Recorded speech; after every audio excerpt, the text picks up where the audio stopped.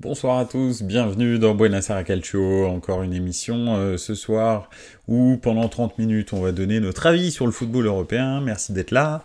Donc ce soir on va aborder trois sujets différents. Bon déjà on va parler un petit peu du match de tour préliminaire de l'OM pour voir un petit peu qu'est-ce qui s'est passé hier contre le Pana. donc voilà. Ensuite, on va parler plus généralement des clubs français en Europe.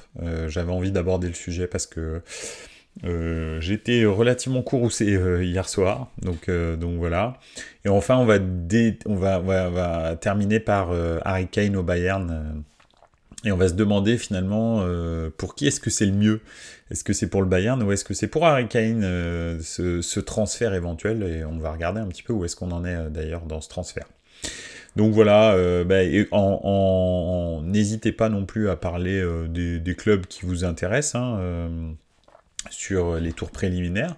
Peut-être que vous suivez certains clubs en particulier. Alors je pense, vu que je sais qu'il y a des gens qui suivent le Servette, peut-être au match d'hier contre du Servette. Si vous avez envie d'en parler un petit peu, de donner votre avis, n'hésitez pas. Moi je ne l'ai pas vu. Donc je vais pas pouvoir donner mon avis, mais n'hésitez pas. Donc on va commencer par le tour préliminaire. Hier, je ne sais pas si vous avez regardé ce match-là.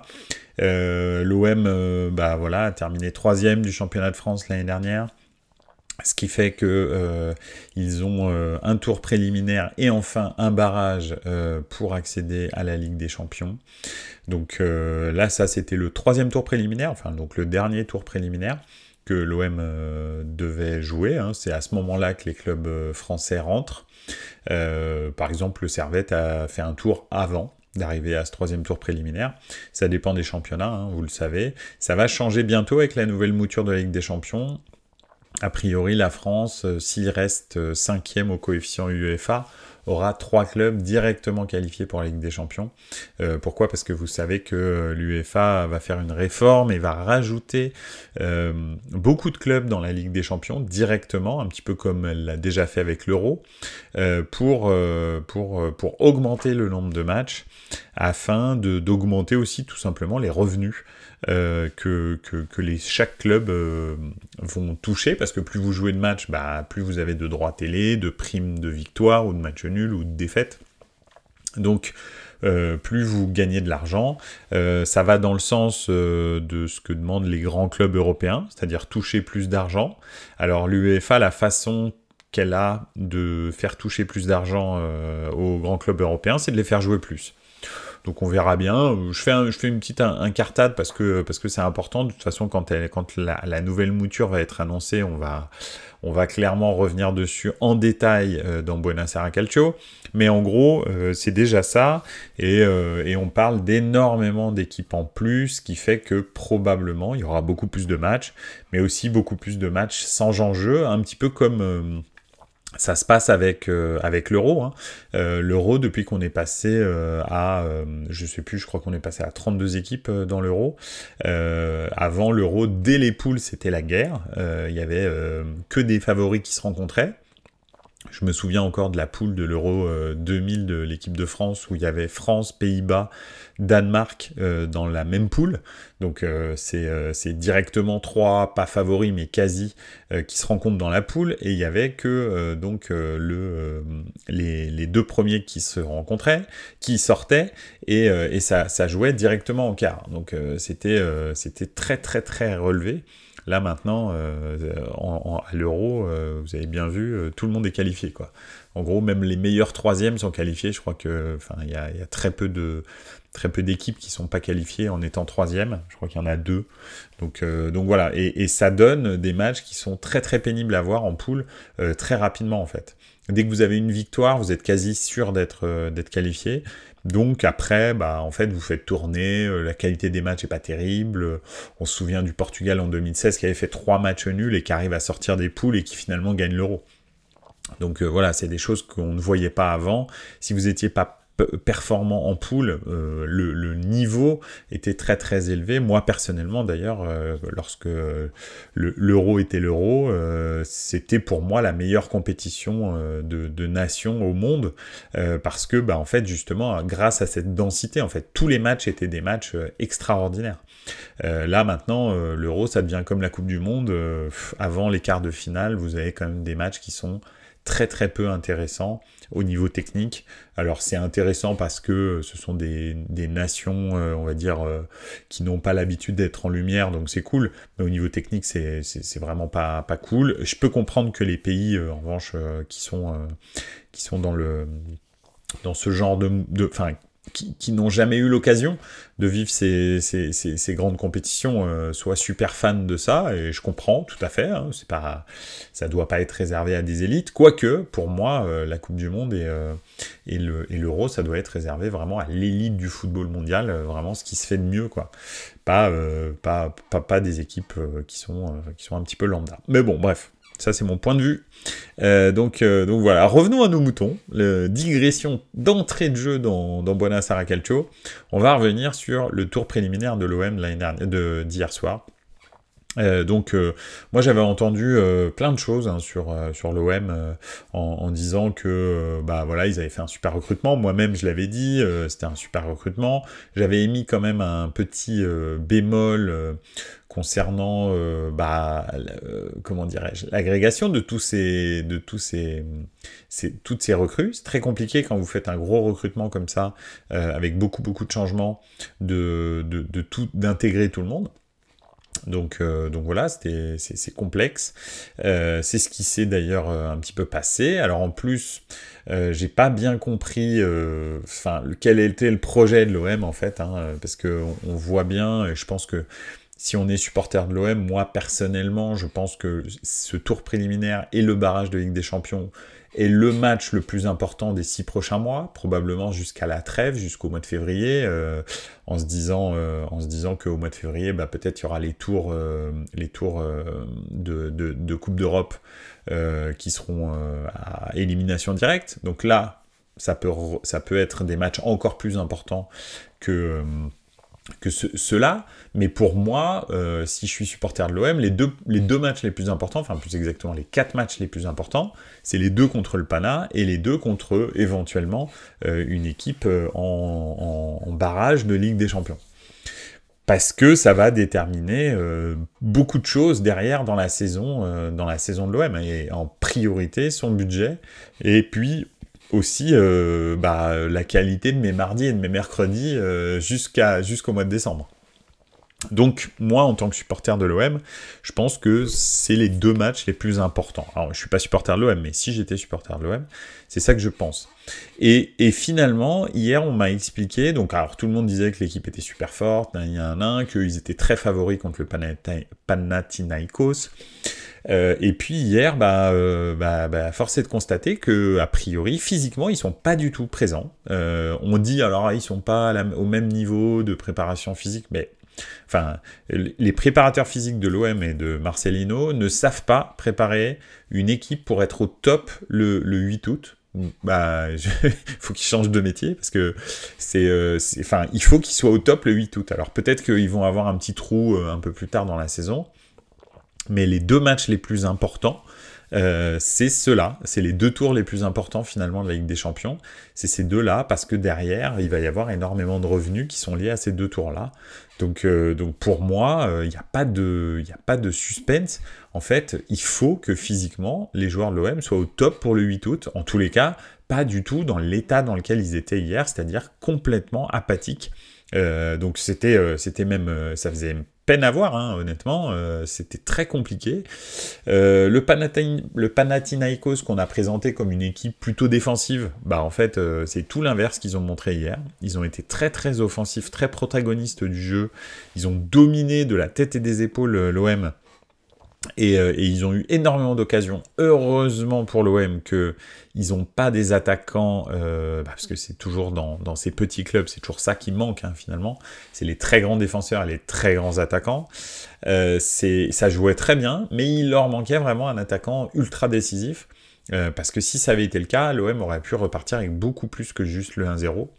Donc franchement, effectivement, c'est souvent dans la dernière passe que ça pêchait, mais il se procurait de superbes situations, on va dire. Alors des occasions aussi, mais essentiellement des situations, dont une, Café Mouche, 1-0, et puis en plus, effectivement, c'est très compliqué de, comment dire, de ne pas voir que le Panathinaikos a été très très au-dessus de l'OM. Alors un petit commentaire, ciao Buonasera Calcio, ma première arrivée dans le live de ton émission, j'aurais aimé parler de KZDI, pourquoi personne ne l'arrache après son énorme mondial U20 avec la Squadra? C'est vrai, c'est une très bonne question. Je pense que, alors il est très fort, c'est clair, mais bon déjà il est en Angleterre, donc c'est assez compliqué d'aller le chercher, et puis en plus il faut que pour que ce soit rentable, on va dire, pour les clubs italiens, tu sais qu'il faut, avec le decreto Criscito, il faut qu'il ait joué 5 ans ailleurs qu'en Italie, pour que, en gros, un joueur italien soit compétitif en termes de salaire sur le marché italien. Parce que il se trouve, et c'est aussi pour ça qu'il y a très peu de clubs italiens qui recrutent italiens, quand on parle de très bons joueurs, hein, parce que en fait les joueurs italiens qui jouent en Italie ou qui ont joué en Italie ces 5 dernières années sont beaucoup plus chers que les joueurs étrangers à cause de ce décret. Donc c'est probablement ça. Et puis KZDI, le problème aussi, c'est que là, bon, on a switché, hein, tant pis, c'est pas grave. Pipovic, avec plaisir qu'on en parle. Mais KZDI, en plus, il est bon, il est très bon.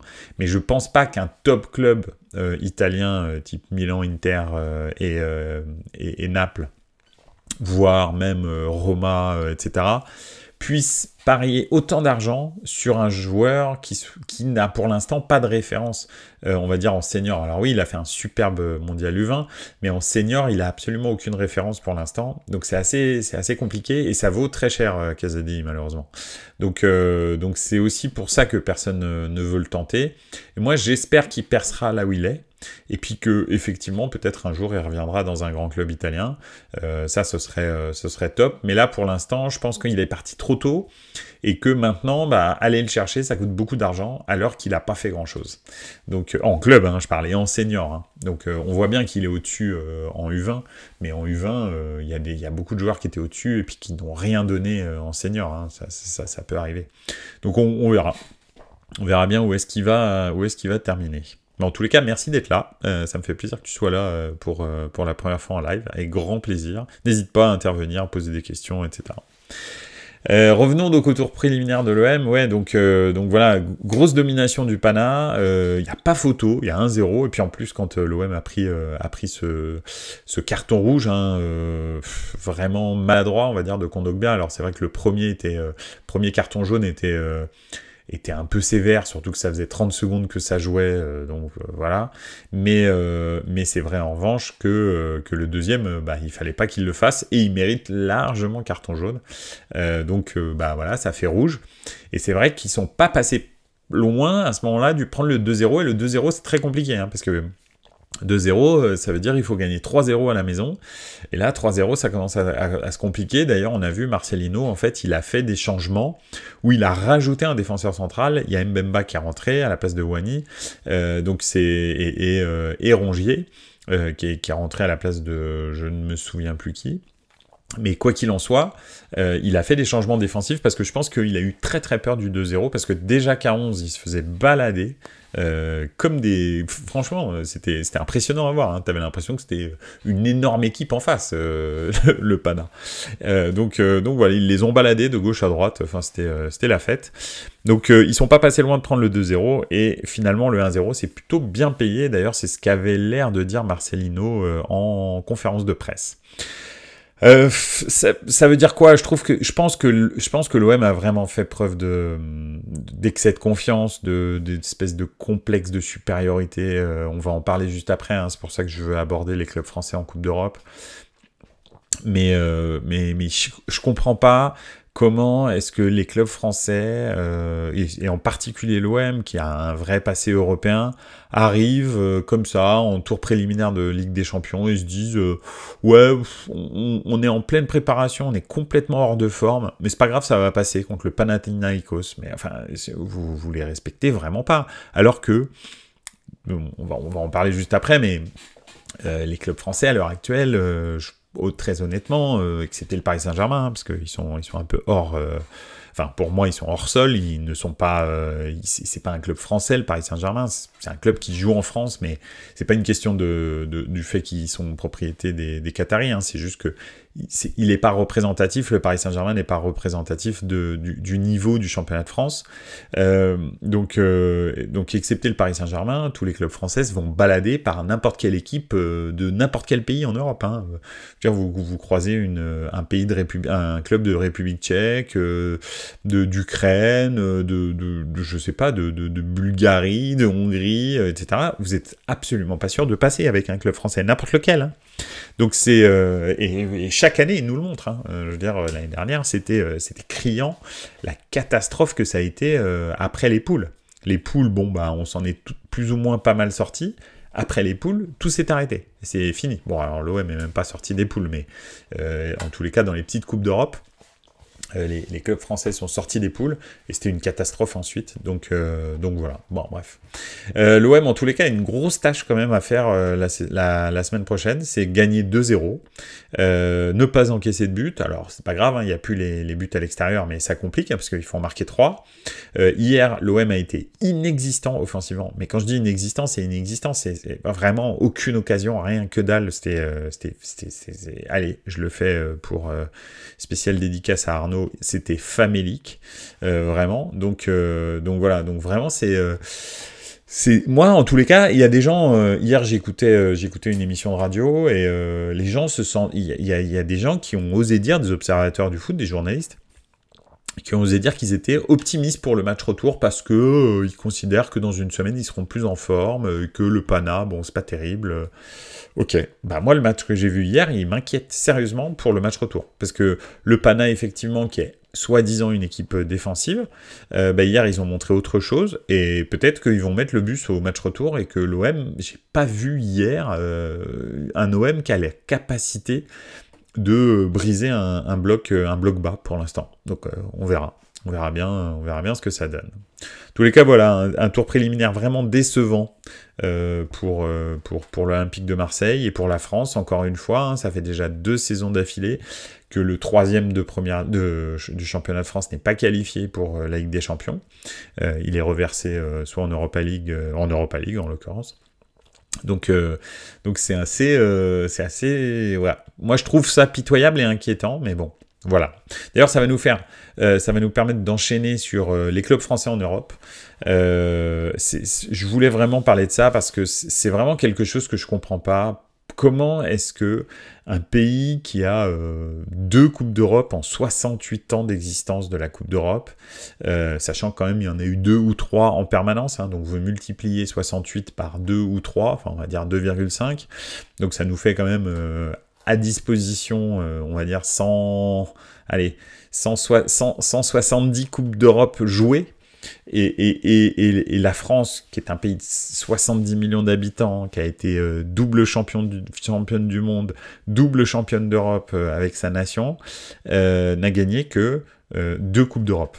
Beaucoup moins que la Belgique, la Hollande, le Portugal, des pays qui ont un nombre d'habitants qui est des fois 10 fois inférieur au nombre d'habitants de l'équipe de la France. C'est incompréhensible. Et c'est incompréhensible. Pourquoi ? Parce que ça ne peut pas se justifier au niveau technique. C'est impossible. Vu la qualité des joueurs français en général dans le football de haut niveau, c'est impossible que ce soit justifiable par un problème de niveau. C'est pas vrai. On a énormément de licenciés en équipe en France. On a une sélection et une formation de talent qui est vraiment très très bonne.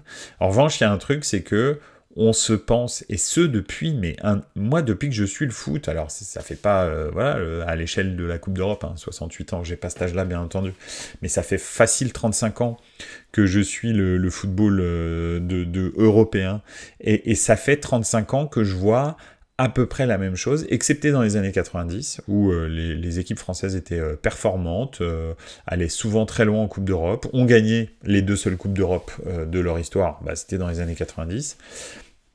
Donc c'était vraiment l'âge d'or, on va dire, du football de club français. Et sinon, avant et après, en fait, les clubs français se voient beaucoup plus beaux qu'ils ne le sont. Alors peut-être à cause du prisme de l'équipe nationale, qui fait en sorte que, effectivement, ils se croient vraiment très très forts parce que leur sélection est championne du monde, etc., etc.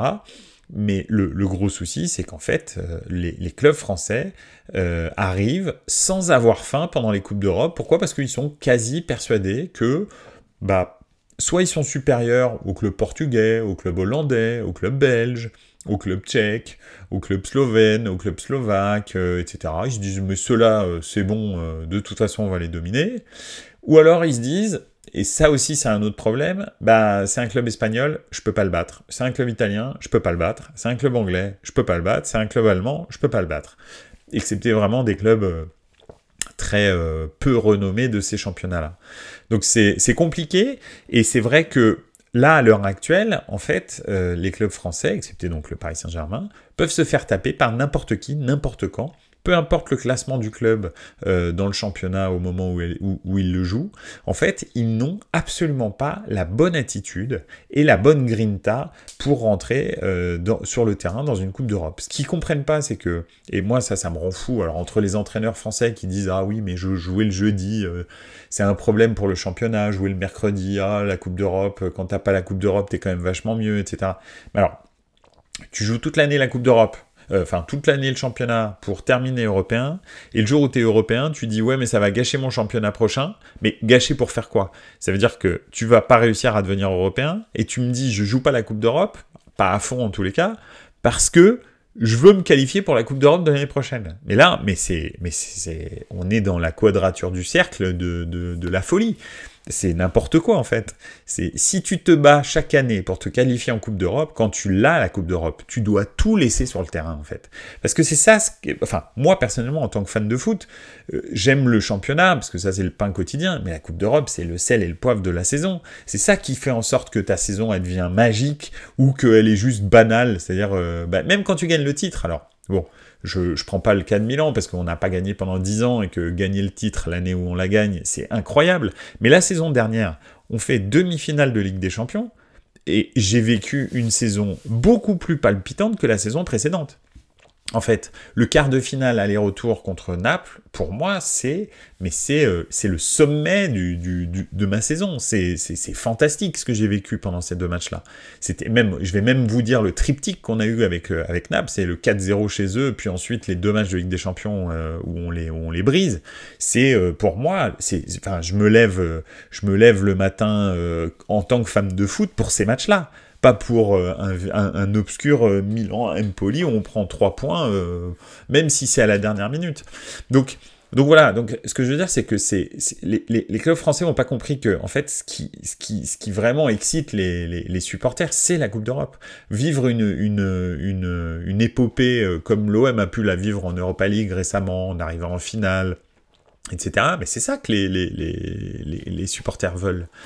Donc moi je comprends pas en fait comment est-ce que les clubs français arrivent toujours avec la mauvaise attitude sur le terrain, et on le voit, mais même le Paris Saint-Germain, on va pas rentrer dans le détail du Paris Saint-Germain parce qu'il est hors sol, mais ça change pas que là, comment est-ce qu'ils abordent la Ligue des Champions par rapport aux moyens qu'ils ont, mais quand je dis moyens, c'est pas une question d'argent, parce que le Paris Saint-Germain est pas supérieur en termes d'argent à tous les clubs anglais, ou le Bayern, ou les 2 monstres espagnols. Donc, ça n'a rien à voir, ils sont à peu près au même niveau, enfin ils n'ont pas plus d'argent que ça, c'est juste qu'ils l'utilisent différemment, et malheureusement pas toujours bien, mais le truc c'est l'état d'esprit dans lequel ils abordent les 8e de finale, les quarts de finale, tout est toujours tragique, tout est toujours... ils jouent toujours petits bras, ils sont jamais, ils laissent pas, ils ont jamais la bonne attitude, ils ne laissent pas leur trip sur le terrain en fait. Et c'est ça qu'on veut en fait, en vrai. Tu te qualifies pour la Coupe d'Europe l'année suivante. Ce qu'on veut en tant que supporter, c'est que tu laisses tes tripes sur le terrain sur la Coupe d'Europe, que tu nous représentes au plus haut niveau possible de tournoi de club. En fait, c'est ça le truc. Donc voilà. Donc moi, j'avoue que je ne comprends pas et finalement, je vois l'attitude que les clubs français ont et je comprends absolument pourquoi est-ce que les clubs français n'ont que 2 Coupes d'Europe en 170 éditions de Coupe d'Europe. Parce que, en fait, jamais, au grand jamais, les clubs arrivent avec le bon état d'esprit, ne respectent l'adversaire, ils ne respectent jamais l'adversaire, ou alors ils le respectent trop, mais ils n'ont jamais le bon curseur. Et quand ils font une épopée, ils se satisfont d'arriver en finale. C'est limite, ah bah vous avez vu, on a fait une super truc, on est en finale. Génial, Paris arrive en finale, ah bah c'est super, ouais, bon c'est le Bayern, on se fait plier. L'OM arrive en finale contre Parme et contre l'Atlético des Madrid, ils se font déboîter les 2 fois, mais déboîter. Alors, peu importe si Cannavaro et Crespo avaient des seringues dans le bras, il faut pas croire qu'en face, ils en avaient pas. Donc voilà, c'était le foot des années 90, c'est comme ça, partout. Tout le monde avait les mêmes seringues, donc voilà. Mais donc effectivement, ouais, c'est assez bizarre et je suis absolument pas rassuré pour le football français parce que il continue à ne pas arriver avec les bons ingrédients dans les matchs de Coupe d'Europe et je ne m'étonnerais vraiment pas que l'OM ne passe pas le Panathinaikos la semaine prochaine parce que ils ont fait tout à l'envers, ils ont absolument pas bien préparé et pourtant là on a un coach espagnol. Le gros problème, c'est l'état d'esprit des joueurs, en fait, et le travail qu'ils fournissent. Il y a aussi ça, c'est non seulement l'état d'esprit, mais le problème, c'est que les joueurs français, et tous les coachs étrangers qui arrivent le disent, le joueur français, qui en tous les cas joue dans un club français, ne travaille pas assez. Et ça, on a beau dire tout ce qu'on veut, il commence à travailler quand il part à l'étranger, en fait. Donc, et ça, c'est un vrai gros problème aussi, c'est que les gens ne travaillent pas, en fait. Et il n'y a que comme ça que tu gagnes.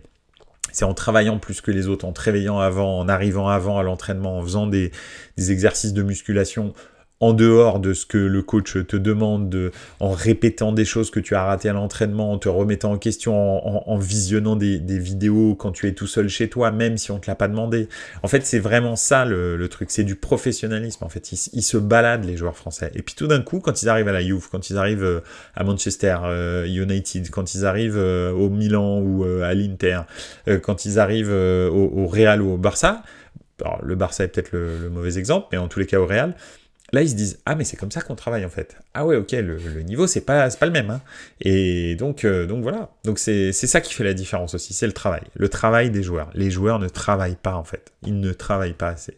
Et ça se voit parce que tu n'arrives pas à mettre l'intensité suffisante dans les matchs que tu devrais mettre. Et je veux dire, les clubs qui jouent le haut du tableau, comme, je sais pas, le Real, Manchester, l'Inter, Milan, etc., ils arrivent à jouer et dans la semaine et le week-end et être de toute façon au top de leur championnat. Donc ça n'a rien à voir. Ah ouais, mais on joue le jeudi, on sacrifie le championnat. Non, fais travailler tes joueurs et tu verras, et ils sacrifient rien du tout. donc voilà, bref. Et le problème, c'est qu'en plus, les clubs français dépensent énormément d'argent dans les salaires et dans les joueurs. C'est pas comme si, en fait, c'était un petit championnat, type le Portugal. Je sais pas si vous voyez, mais nous, on a des clubs en championnat de France qui ont des budgets, hors Paris Saint-Germain, toujours, qui oscillent entre 250 et 80 millions d'euros, d'accord ? Nos clubs européens, c'est ça le budget à peu près. D'accord, entre 250 millions d'euros et 80 millions d'euros, à peu près.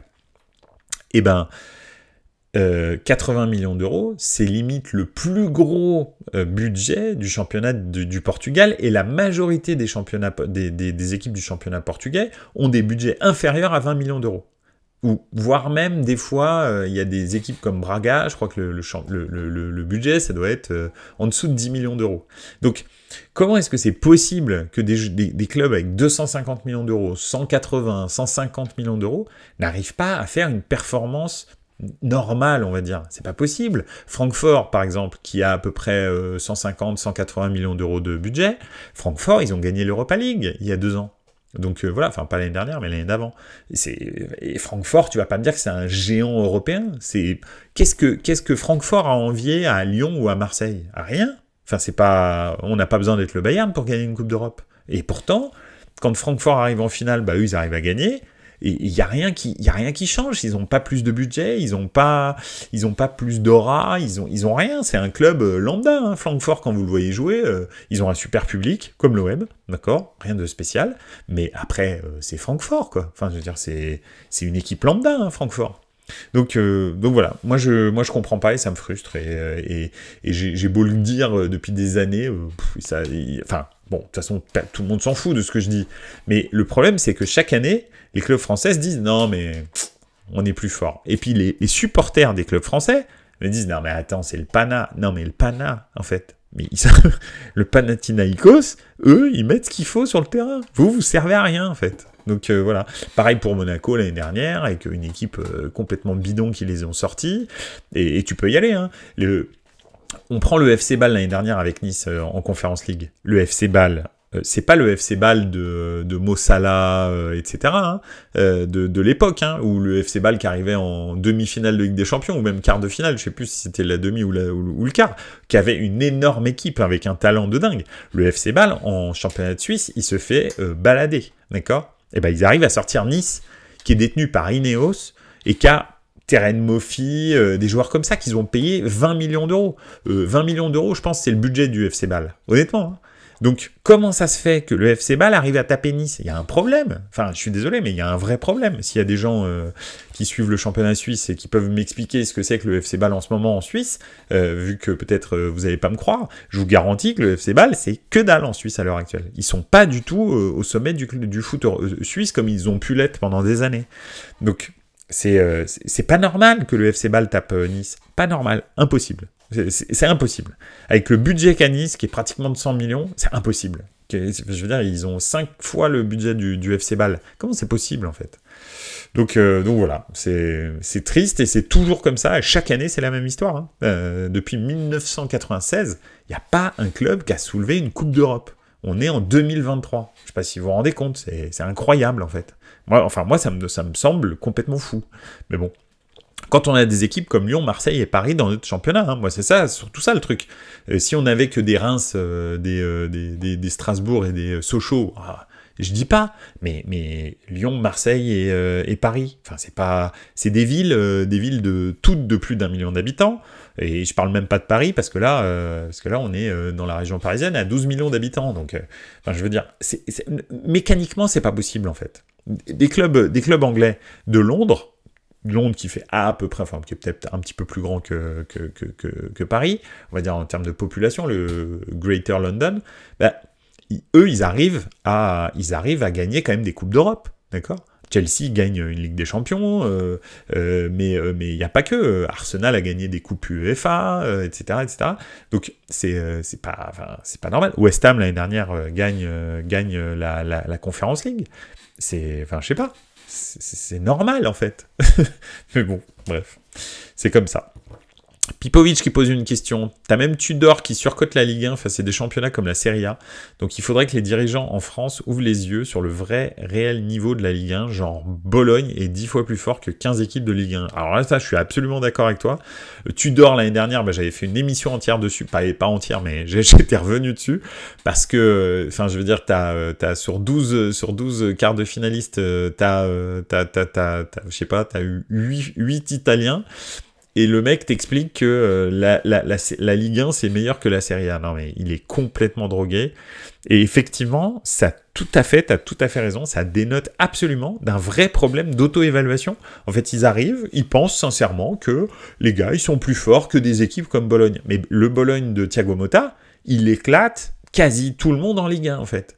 Honnêtement, il va peut-être un peu galérer contre l'OM quand ils seront en forme et qu'ils courront un peu plus qu'hier. Il va peut-être un peu galérer contre Lille et Lens, et après Paris, bien entendu. Mais après, c'est tout. Hein. Le Monaco que j'ai vu depuis le début de saison, là, c'est tout pété. Et puis après, les autres, les Reims, tout ça, Bologne, ils leur mettent des roustes, hein, c'est sûr et certain. Donc, ouais, non, je comprends pas. Je comprends pas le problème de visibilité, de vision. C'est toujours très compliqué de s'auto-évaluer, hein, mais là... même des gars comme Tudor, mais ce que je disais aussi la dernière fois quand on parlait de ça, c'est que lui, il entraîne le club deuxième du championnat de France à l'époque. Il a terminé troisième, mais finalement il était deuxième à ce moment-là. Il peut pas, on va dire, décoter le championnat de France en disant ouais bon, le championnat de France c'est pas terrible, parce que lui, le but du jeu, c'est que à la fin de son expérience, on le recrute ailleurs parce qu'il a fait une super prestation. Donc c'est ça aussi, c'est que le problème en fait, c'est qu'ils sont tous partie prenante, les gens qui évaluent le championnat de France, parce que c'est la même chose, même les médias sont partie prenante, parce que s'ils te disent les médias, mais c'est vraiment de la merde notre championnat, bah tu achètes pas le journal, tu t'abonnes pas à la télé, etc. Donc tout le monde est partie prenante là-dedans et alimente un petit peu cette espèce de fantasme de performance que le championnat de France n'a pas en fait, alors qu'il surpaye les joueurs, hein. Encore une fois, je vous dis, un club comme le PSV, je suis sûr qu'il pète à peu près tout le monde en Ligue 1, donc toujours excepté on va dire les 3-4 clubs qui jouent plutôt pas mal au football, et pourtant le PSV, le budget, je sais pas, ça doit être 20-30 millions d'euros maximum, mais maximum, hein. Et le PSV, ils sont chaque année pas très loin de gagner une petite coupe d'Europe, et les Français ils en sont très loin toujours. Donc voilà, bon je vais pas m'éterniser là-dessus, je l'ai déjà fait suffisamment. On va passer au troisième sujet, le dernier sujet de la semaine. Bon, de toute façon, la saison reprend bientôt, hein, donc en théorie, je vais recommencer les doubles émissions. Alors la semaine prochaine, juste d'ailleurs pour ça, la semaine prochaine, il y aura une émission que le jeudi, pour une question professionnelle, je serai en déplacement, donc je pourrais pas faire celle du lundi, même si le championnat de France redémarre, enfin il y a pas mal de championnats qui redémarrent ce week-end, mais je pourrais pas faire de double émission. Je pense que je recommencerai les émissions du lundi à partir du 20, je pense, ou du 21, il me semble, donc 21 août, à mon avis. Après, il y aura la Serie A qui aura repris aussi ce week-end-là, donc je recommencerai les doubles émissions à partir de ce moment-là. Bon, terminons avec le dernier sujet. Ce que je voulais dire, c'est que Harry Kane au Bayern, ça y est, ils ont trouvé un accord avec Tottenham sur un package de plus de 100 millions d'euros. Donc le Bayern, comme prévu, hein, a dû payer à la fin ce que Lévy voulait. Alors ils l'ont pas fait de façon sonnante et trébuchante, c'est-à-dire qu'ils vont pas payer 110 millions d'euros en cash, mais c'est un espèce de package avec des bonus et probablement des joueurs qui fera en sorte que ils paieront effectivement les 110 millions que voulait Daniel Lévy. Donc voilà, mais aussi ils gardent un peu la face parce que ils payent pas 100 millions alors qu'ils avaient dit qu'ils le feraient jamais. Donc même s'ils s'en approchent à peu près sur tous les transferts, maintenant ils sont à 80-85 quasi tout le temps. Donc voilà, mais bon. En l'occurrence, ils l'ont fait. Et maintenant, il se trouve que Harry Kane doit choisir s'il reste à Tottenham ou s'il va au Bayern. Et donc, apparemment, c'est du 50-50. Il est pas sûr de vouloir partir au Bayern. Donc, ça m'a fait marrer. Alors, on pourrait se dire, ouais, il est fidèle à son club, etc. C'est vachement cool et tout. C'est vrai, ça peut être la vision qu'on a ou le point de vue qu'on a sur ce transfert, en se disant c'est sympa, il préfère rester à Tottenham et peut-être partir libre la saison prochaine, ça c'est possible aussi. C'est peut-être ça qu'il veut pour signer une très grosse prime à la signature la saison d'après, parce qu'il lui reste plus qu'un an de contrat. Ou alors, je sais pas, Harry Kane a peur de gagner, parce que là, pour l'instant, il a absolument rien gagné. C'est-à-dire que n'importe quel titre, même la Coupe d'Allemagne, multiplierait par l'infini son palmarès, vu qu'il a gagné absolument que chi, moins que Dimitri Payet, on le disait, hein, qui n'a gagné qu'une coupe de la Réunion. Donc voilà, donc il a rien gagné, ni en sélection, ni en club, et je pense que peut-être son objectif, c'est de garder son palmarès vierge. Peut-être ça son truc, en fait. Il se dit peut-être, moi, ce que je veux, il y a des joueurs, par exemple, leur objectif, à un moment donné dans leur carrière, c'est « je prendrai jamais un carton rouge ». Ou je sais pas, hein, on a des joueurs comme ça dans leur carrière, ils n'ont jamais pris un carton rouge, et puis en fin de carrière, ils faisaient attention à pas prendre de carton rouge, parce qu'ils se disent, c'est dommage de passer toute une carrière sans prendre un carton rouge, et à 15 matchs de la fin de ma carrière, d'en prendre un, ce serait con. Donc voilà, bah peut-être que Harry Kane, c'est ce qu'il se dit pour son palmarès, il se dit, écoute, pour l'instant j'ai rien gagné, je vais essayer de terminer comme ça. donc voilà. Et c'est vrai que je me posais la question, Kane au Bayern, qui est gagnant? Parce que Kane, en fait, moi, j'en parlais avec un supporter du Bayern aujourd'hui. Pour moi, c'est un loser magnifique. C'est comme limite un tennisman français. Enfin, en France, on a gagné et on gagne beaucoup avec les sélections nationales. Hein, donc voilà, on va pas parler de trucs, mais c'est vrai que nos sélections nationales, même de sport co, sont devenues très très très performantes. Donc voilà, je sais pas, on peut citer le volley, le basketball, le handball, donc le foot, bien entendu, etc., etc. Bref, toutes nos sélections de sport co sont super forts.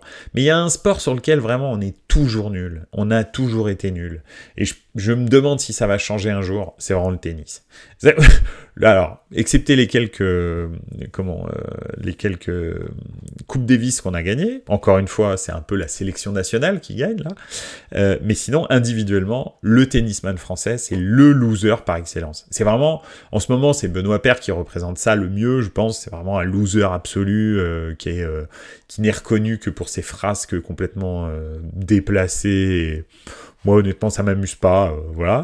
Mais ils sont vraiment nuls, quoi. C'est-à-dire que les gars, dès que l'altitude augmente un petit peu, que le jeu commence à augmenter, il n'y a plus personne. Parce qu'ils sont, je pense, ils sont trop dans le confort. Et Harry Kane, c'est vraiment ça. Dans toutes les situations où il a pu gagner dans sa vie, à chaque fois, que ce soit en sélection nationale ou que ce soit avec son club. Quand il arrive en finale de Ligue des Champions, quand il est deuxième du championnat à 1 point jusqu'à la dernière journée, quand il a un penalty de la gagne contre l'équipe de France en équipe d'Angleterre, etc., etc., t'es sûr, mais sûr et certain. C'est comme Dortmund en Allemagne, c'est exactement les mêmes. D'ailleurs, j'avais dit, Dortmund en Allemagne, jusqu'à la fin du championnat, j'avais dit, on sait jamais avec Dortmund parce que eux, ils sont incroyables, ils ne déçoivent jamais, ils se foirent toujours quand il faut gagner. Harry Kane, c'est exactement la même chose. Il se foire en permanence. Quand il est en finale de Ligue des Champions, le mec est complètement, absolument transparent. Il traverse le match comme un fantôme. Quand ils doivent être champions et que il leur reste que des matchs abordables, il se blesse, il rate toute la fin de saison. Enfin, en tous les cas, tous les matchs décisifs. Bon, en sélection nationale, on en a parlé. Et c'est vrai que je pense que Kane, en allant au Bayern, en fait, c'est finalement lui qui aurait peut-être plus à gagner que le Bayern, parce que je pense que le Bayern va l'amener à gagner, forcément, parce que le Bayern gagne la coupe, gagne, etc. C'est quelque chose, il a jamais soulevé une coupe, il ne sait pas ce que c'est. Je ne sais pas si vous vous rendez compte. Donc, probablement que peut-être ça va débloquer quelque chose dans son inconscient, dans son subconscient, pour peut-être qu'il assure, enfin, il vive peut-être différemment la peur de gagner. Je pense qu'il a vraiment ça en lui. Et probablement que le Bayern, dans un deuxième temps, tirera peut-être les fruits de Harry Kane qui sera débloqué vis-à-vis de la victoire. Mais pour l'instant, et c'est ce que je pense, si le Bayern pense que Harry Kane va les faire gagner, il faut pas qu'il s'imagine ça, parce que Harry Kane ne fait jamais gagner personne. Harry Kane est un très beau joueur, superbe joueur, vraiment, ultra technique, pas du tout qu'un attaquant, c'est un super milieu de terrain. Honnêtement, tu le mets au milieu de terrain, il dénote pas, il dénote pas avec les meilleurs milieux de terrain du monde, hein. Il est ultra fort, il a une vision du jeu, il a une passe longue, passe courte, il est super fort. Mais il ne fait pas gagner. C'est pas un joueur décisif qui fait gagner, c'est bizarre, mais c'est comme ça. Donc je pense que c'est le Bayern qui va le faire gagner, et ensuite peut-être que la magie opérera et il deviendra un joueur décisif. Donc voilà, c'est un petit peu ça que je voulais dire. C'est pour ça que je voulais aborder ce sujet en dernier lieu. Je ne sais pas s'il va choisir le Bayern ou s'il va préférer garder son palmarès intact jusqu'à la fin de sa carrière à Tottenham, parce que c'est sûr qu'il gagnera que dalle. Donc voilà, c'est en tous les cas intéressant de voir que un joueur comme Harry Kane, le Bayern fait des pieds et des mains pour réussir à le recruter. Maintenant qu'ils ont un accord, apparemment, il freine et il dit « Bah non, je vais rester à Tottenham ». Là, c'est...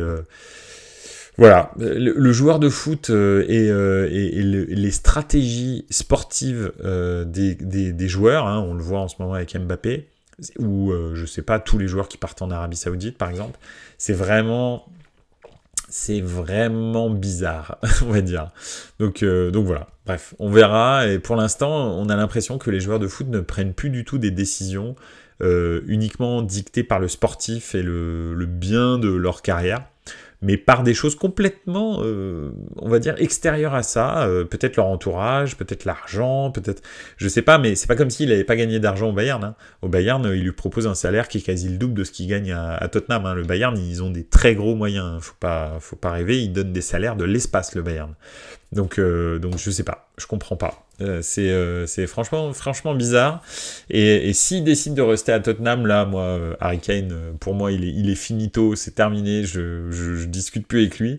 Parce que là, il a l'occasion de gagner, enfin, et de connaître, savoir ce que c'est, et de jouer la gagne en Ligue des Champions, etc., dans un très gros club, être le centre du projet et tout. Et finalement, il va pas y aller, quoi. Donc c'est vraiment bizarre.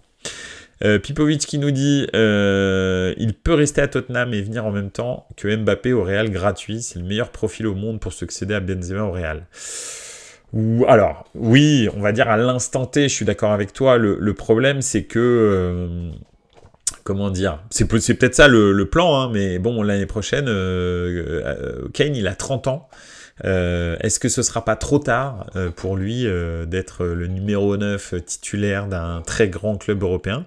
Peut-être ça le plan, hein, c'est peut-être le plan, c'est peut-être l'année prochaine, le Real casse tout et prend Bayern, Kane et Mbappé, et les deux gratos, mais avec des salaires de l'espace, et c'est possible, hein. Donc c'est peut-être pour ça qu'il refuse. Je sais pas, mais bon, quand t'as je suis sûr d'avoir le Bayern et t'auras peut-être le Real, tu sais, franchement, c'est pas comme si c'était Sochaux et le Real, quoi. C'est le Bayern en face. C'est quand même, t'as quand même une très grande chance de gagner la Ligue des Champions.